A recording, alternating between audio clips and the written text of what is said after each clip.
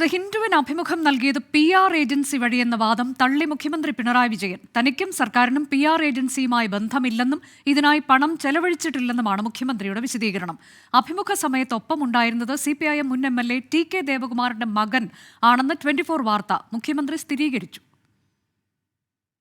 CPIMന്റെ മുൻ Harippad MLA TK ദേവകുമാറിന്റെ മകൻ TD Subrahmanyam വിവാദ അഭിമുഖം നടക്കുമ്പോൾ മുഖ്യമന്ത്രിക്കൊപ്പം മുറിയിലുണ്ടായിരുന്നുവെന്നായിരുന്നു 24 ഇന്നലെ പുറത്തുവിട്ട വാർത്ത. ഇത് മുഖ്യമന്ത്രി സ്ഥിരീകരിച്ചു. ദേവകുമാറിന്റെ മകൻ എന്ന് പറയുന്നത് രാഷ്ട്രീയമായി ചെറുപ്പം മുതലേ ഞങ്ങളെ കൂടെ നിൽക്കുന്നൊരു ആളാണ്.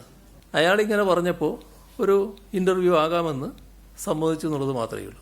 മുഖ്യമന്ത്രിയുടെ അഭിമുഖം വാഗ്ദാനം ചെയ്ത് സമീപിച്ചത് കെയ്സൺ ഗ്ലോബൽ എന്ന PR ഏജൻസി എന്നായിരുന്നു ദ ഹിന്ദുവിന്റെ വിശദീകരണം. എന്നാൽ ഹിന്ദു വിശദീകരണത്തെ മുഖ്യമന്ത്രി തള്ളി.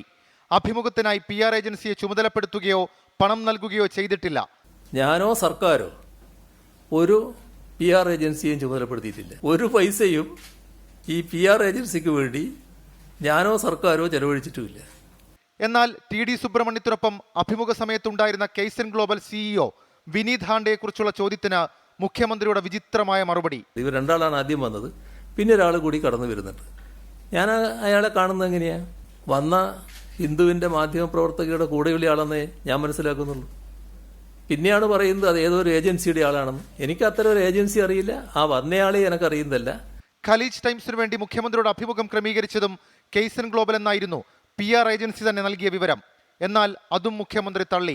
സംസ്ഥാനത്തിന്റെ ദുരന്തവുമായി ബന്ധപ്പെട്ട് ഖലീജ് ടൈംസ് എന്ന് പറയപ്പെടുന്ന പത്രത്തിന് താങ്കൾ ഒരു അഭിമുഖം കൊടുത്തിരുന്നു. PR ഏജൻസിയുമായി ബന്ധപ്പെടുമ്പോൾ അവർ പറയുന്നത് അവരാണ് അത് തരപ്പെടുത്തിയതെന്നാണ്. അപ്പോൾ ഈ ഖലീജ് ടൈംസിന് മുഖ്യമന്ത്രി ഇന്റർവ്യൂ കൊടുത്തത് ഏതെങ്കിലും ഏജൻസി വഴിയായിരുന്നോ?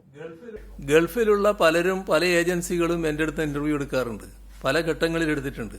അത് ഗൾഫിലുള്ള പല മാധ്യമങ്ങളും അവിടെയുള്ള മലയാളികളുടെ സാന്നിധ്യം വെച്ചുകൊണ്ട് കാര്യങ്ങൾ പലതും അറിയാൻ താല്പര്യം പ്രകടിപ്പിക്കാറുണ്ട്.